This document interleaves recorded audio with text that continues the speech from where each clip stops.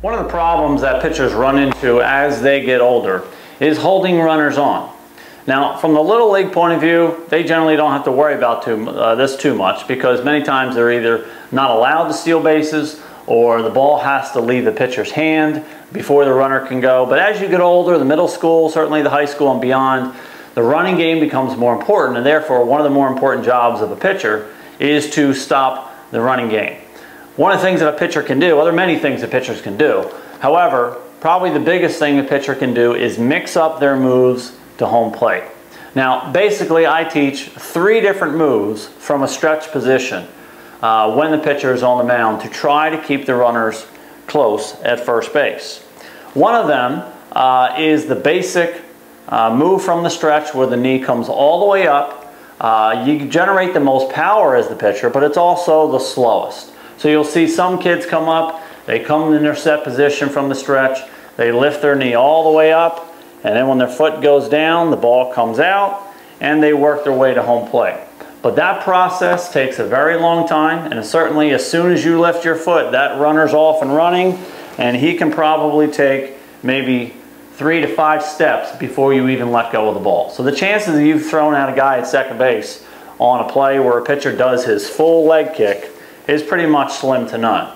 The other option that a lot of kids use to combat that is the simple slide step.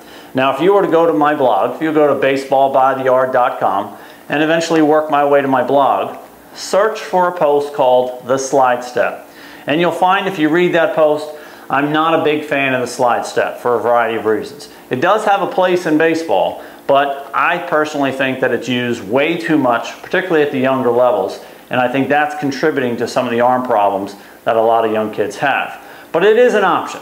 The slide step, and I'll get into this a little bit more when I specifically deal with the slide step, but the slide step basically involves no leg kick at all. The pitcher comes set, and he just, when he's ready to go, just slides his foot forward and throws. It's the quickest way to home plate, but it's also the toughest because you're taking away a lot of your power. You're really not generating a lot of power, especially if you're not doing it correctly with the right mechanics.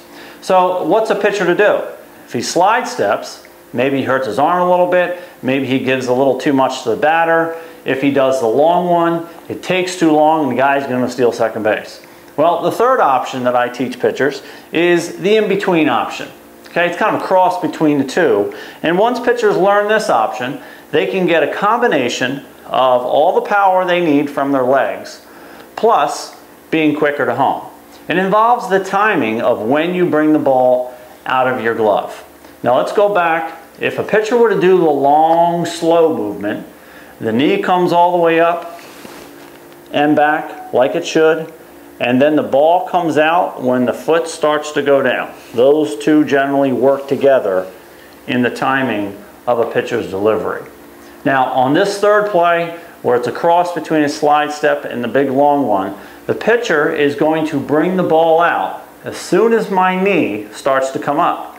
So my knee is still going to come up to the normal position, except I'm not going to wait to bring the ball out when my foot goes down. As soon as my knee starts to come up, the pitcher brings the ball down out of his glove.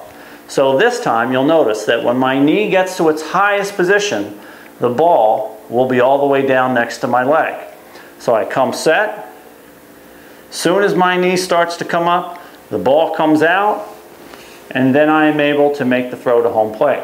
So I'm still able to get my weight back before I go forward, and still able to lift my knee up fairly high so that I can use my lower half and get more power into my pitch.